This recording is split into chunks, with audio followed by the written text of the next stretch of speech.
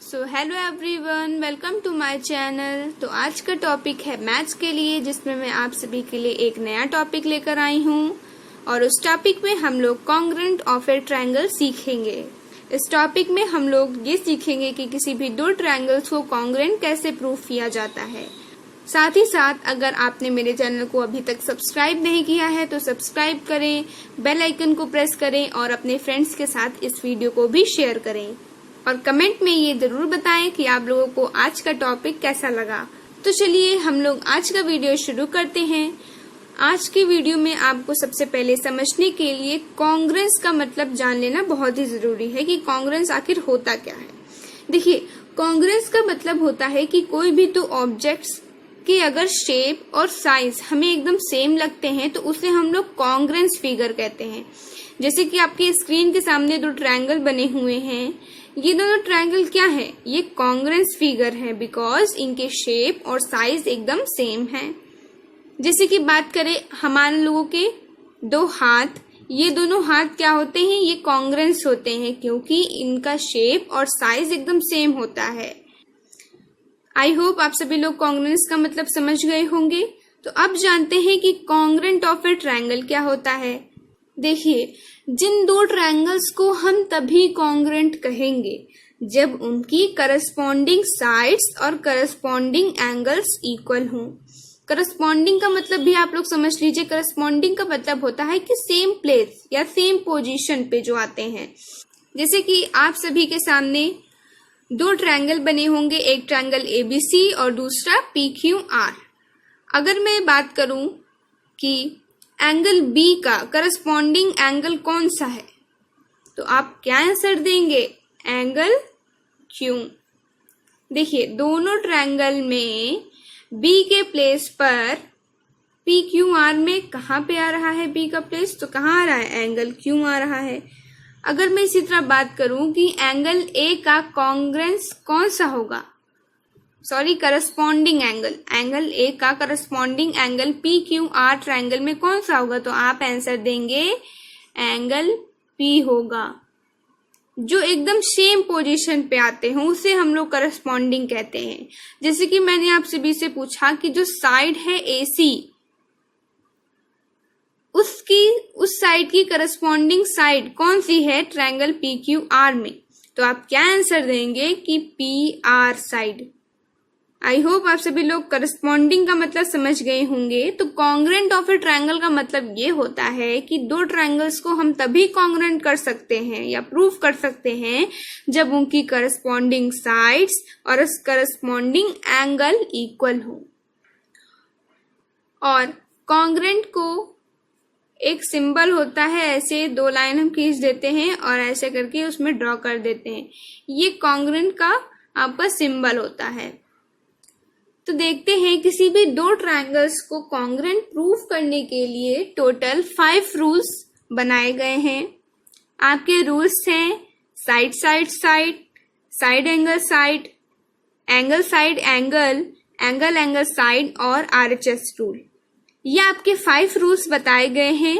तो चलिए हम लोग इन 5 रूल्स को जानते हैं कि ये होते क्या हैं।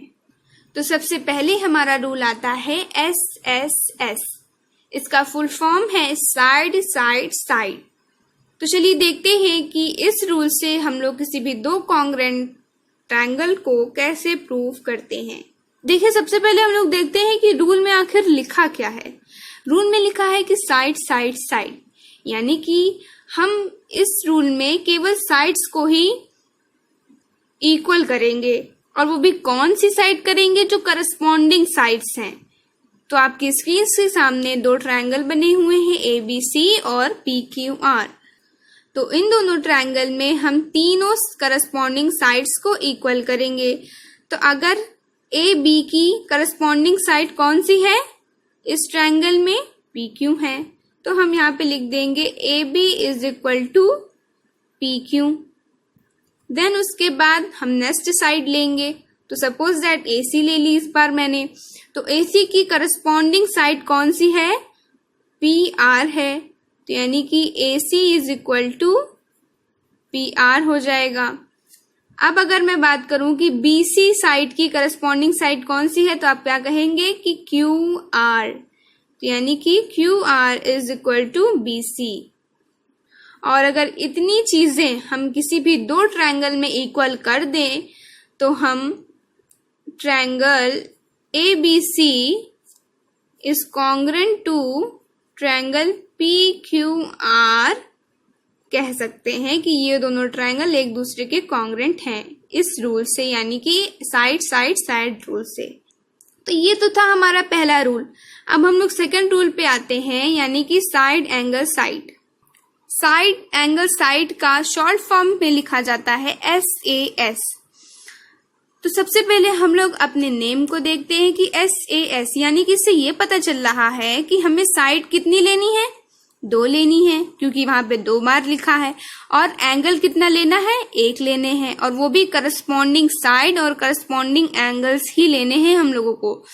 तो यानी कि और आप ये भी देख रहे होंगे कि यहाँ पे 2 साइड्स लिखी हैं और उनके बीच में आपका एंगल लिखा है। तो यानी कि इससे हमें ये पता चलता है कि आपको 2 करस्पॉन्डिंग साइड्स इक्वल करनी है और उन करस्पॉन्डिंग साइड्स के बीच में पड़ने वाला करस्पॉन्डिंग एंगल इक्वल करना है। तो चलिए हम लोग देखते हैं। पहले तो हम लोग 2 साइड्स ले लेते हैं, जैसे कि मैंने AB साइड ले ली, तो AB की करस्पॉन्डिंग साइड कौन सी है, PQ। तो AB is equal to PQ आपका हो गया। उसके बाद मान लीजिए हम लोगों ने ले ली BC साइड, और BC की करस्पॉन्डिंग कौन सी है, QR है, तो BC is equal to QR लिख दिया। अब बात आती है एंगल लेने की। तो एंगल अभी मैंने आपको बताया, आप जो 2 साइड लेते हैं उनके बीच में पड़ने वाला करस्पॉन्डिंग एंगल को इक्वल करते हैं। यानी कि आपने ये दोनों साइड ली हैं तो इनके बीच में कौन सा एंगल पड़ता है, एंगल B। इस एंगल को हम इसी रूल में ले सकते हैं, यानी कि एंगल B का करस्पॉन्डिंग एंगल कौन सा होगा, एंगल Q। और अगर ये इतनी चीजें हम किसी भी 2 ट्रायंगल में प्रूफ कर दें तो यानी कि वो दोनों ट्रायंगल्स क्या हैं, कॉन्ग्रुएंट हैं। यानी कि triangle ABC is congruent to PQR। तो चलिए ये तो हमने अपने दूसरे रूल को अच्छे से पढ़ लिया। अब हम लोग अपने तीसरे रूल पर आते हैं, जिसका नाम है angle side angle. Angle side angle को हम लोग शॉर्ट फॉर्म में ASA भी कहते हैं। सबसे पहले हम लोग इसके नेम को देखते हैं। इसमें हम लोग देख रहे होंगे कि 2 एंगल हम सबको लेने हैं, क्योंकि यहाँ पे एंगल 2 बार आ रहा है, ठीक है। अब यहाँ पे देखिए बीच में आपका एक साइड आ रही है, तो यानी कि हमको साइड भी लेनी है। 2 एंगल और एक साइड लेनी है, और साइड कौन सी लेनी है, आप लोग यहाँ पे देख रहे होंगे दोनों एंगल्स के बीच में साइड आ रही है, तो यानी कि कुछ बीच ही का होगा। तो देखते हैं कि हम लोग 2 एंगल्स लेंगे और वो दोनों एंगल जिस साइड पर बनते हैं उस साइड को हम लोग इक्वल करेंगे। जैसे कि अगर मान लीजिए 2 एंगल्स हम लोगों को लेने हैं, कोई भी हमने एंगल ले लिया, मान लीजिए एंगल A ले लिया, तो एंगल A का करस्पॉन्डिंग एंगल कौन सा है, एंगल P है, तो एंगल P लिख लिया। अब एक और कोई एंगल लेते हैं, सपोज दैट मैंने एंगल C ले लिया, तो एंगल C का करस्पॉन्डिंग एंगल कौन सा है, एंगल R, तो angle C is equal to angle R। अब साइड मैंने अभी आपसे कहा कि साइड हम वही लेंगे वो दोनों एंगल जिस साइड पर बनते हैं, तो यानी कि आप देख रहे होंगे कि एंगल A और एंगल C किस साइड पर बन रहे हैं, AC साइड पर। तो AC की करस्पॉन्डिंग साइड कौन सी होगी, PR। अगर इतनी सी चीजें हम किसी भी ट्रायंगल में प्रूफ कर दें तो वो ट्रायंगल हमारे कॉन्ग्रुएंट कहे जाते हैं। यानी कि ABC triangle is congruent to triangle PQR। तो चलिए अब इसी के साथ हम लोग अपने 4th रूल को आते हैं, एंगल एंगल साइड। इसको हम लोग शॉर्ट फॉर्म में कहते हैं AAS रूल। तो इस रूल में क्या होता है, आप पहले इसमें देखेंगे तो यहाँ पे 2 एंगल लेने हैं, अब एक साइड भी लेनी है, और जाहिर सी बात है एंगल और साइड करस्पॉन्डिंग ही लेनी होगी। लेकिन उसमें होता क्या है, अभी तक हम लोगों ने थर्ड रूल में पढ़ा था कि दो एंगल्स लेते हैं और वो दोनों एंगल जिस साइड पर बनते हैं वो साइड लेते हैं, बट इसमें जस्ट अपोजिट होता है। हम लोग दो एंगल लेते हैं और वो दोनों एंगल जिस साइड पे बनते हैं उस साइड को छोड़ के बची हुई दो कोई भी साइडें हम लोग ले लेते हैं और फिर हम उसे प्रूफ कर देते हैं। तो जैसे कि मैंने इसमें लिया कोई भी एंगल, मान लीजिए बी ले लिया, तो एंगल बी का करस्पॉन्डिंग एंगल कौन सा होगा, एंगल क्यू होगा। इसको इसके इक्वल दिखा दिया।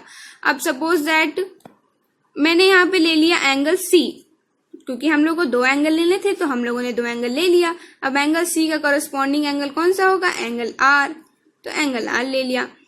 अब ये दोनों एंगल जिस साइड पे बनते हैं उस साइड को छोड़ दीजिए, मतलब एंगल बी और एंगल सी किस साइड पे बन रहे हैं, बीसी साइड पर बन रहे हैं। तो बीसी साइड को छोड़ के बची हुई दो साइडें में से कोई भी आप साइड ले लीजिए। तो बची हुई कौन सी साइडें हैं, ए बी है और ए सी है। तो आपकी जो मर्जी करती है वो आप ले लीजिए। सपोज दैट मैंने ए सी ले लिया साइड, तो ए सी साइड की करस्पॉन्डिंग साइड कौन सी है, पी आर है। तो ये तीनों चीजें अगर हम किसी भी ट्रायंगल में प्रूफ कर दें तो यानी कि वो ट्रायंगल कॉन्ग्रुएंट कहे जाएंगे डबल एएस रूल से। तो इसमें triangle ABC is congruent to PQR। तो चलिए अब हम लोग अपने लास्ट रूल को जानते हैं, RHS। RHS का फुल फॉर्म होता है राइट हाइपोटेनस साइड। तो यानी कि देखिए राइट हाइपोटेनस साइड में हमें क्या पता चलता है, यानी कि ये ट्रायंगल केवल 90 डिग्री में लगता है। मतलब ये जो आपका RHS रूल है ये आपको केवल 90 डिग्री का जो एंगल बनाता है जो ट्रायंगल, उसी ट्रायंगल में ये प्रूव होता है। तो यानी कि ये दोनों जो ट्रायंगल्स मैंने बनाए हैं ये एकदम क्या हैं, गलत हैं। आप लोग ये चीज ध्यान में रखिए कि कहीं ये रूल आप इन सब ट्रायंगल्स में नहीं अप्लाई कर दीजिएगा। ये चीज ध्यान रखिए कि ये जो रूल होता है ये केवल आपका राइट एंगल ट्रायंगल में लगता है, इसमें नहीं लगता है। तो आप लोग बिल्कुल ध्यान में रखिए। देखिए अब ये फिगर क्या है, एकदम करेक्ट है, क्योंकि ये ट्रायंगल क्या है 90 डिग्री का एंगल यहाँ पे बना रहे हैं, इस वजह से ये राइट एंगल ट्रायंगल है। अब हम इसमें RHS रूल अप्लाई करते हैं। देखिए RHS में आता है राइट हाइपोटेनस साइड। राइट का मतलब होता है 90 डिग्री का जो एंगल बनाते हैं। तो यानी कि इसमें जो एंगल 90 डिग्री का एंगल बनाता है उसे हम लोग इक्वल करते हैं। तो यहाँ पे क्या बना रहा है, एंगल बी जो है 90 डिग्री का एंगल बना रहा है आपका। तो एंगल बी की करस्पॉन्डिंग एंगल कौन सा होगा, एंगल क्यू होगा। अब हमारा आता है राइट के बाद हाइपोटेनस। हाइपोटेनस पता है आप लोगों को क्या होता है, 90 डिग्री के सामने वाली साइड को हम लोग कहते हैं हाइपोटेनस। तो ये 90 डिग्री है, इसके जस्ट अपोजिट वाली साइड कौन सी है, AC साइड। तो यानी कि हम अब यहाँ लेंगे AC साइड और AC की करस्पॉन्डिंग साइड कौन सी है, PR है।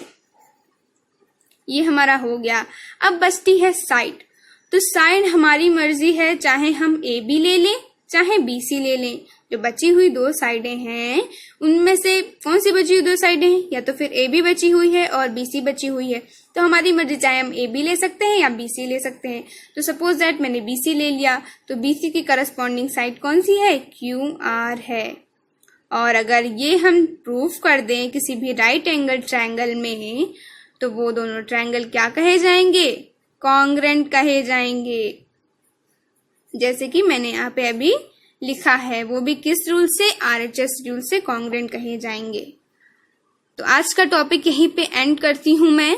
और ये आज का टॉपिक बहुत ही इम्पोर्टेंट टॉपिक है और इन जो मैंने जितने भी रूल्स आप सभी को बताए हैं आप लोग उसको अपने घर पे लगाइए, एक दो बार अपने आप से समझने की कोशिश कीजिए और उसको रिवाइज करते रहिए 2-3 दिन लगातार। आप लोगों को ये हमेशा के लिए फिक्स हो जाएगा। तो इसी के साथ मिलते हैं एक नए वीडियो में एक नए और अच्छे टॉपिक के साथ। तब तक के लिए थैंक यू, बाय बाय।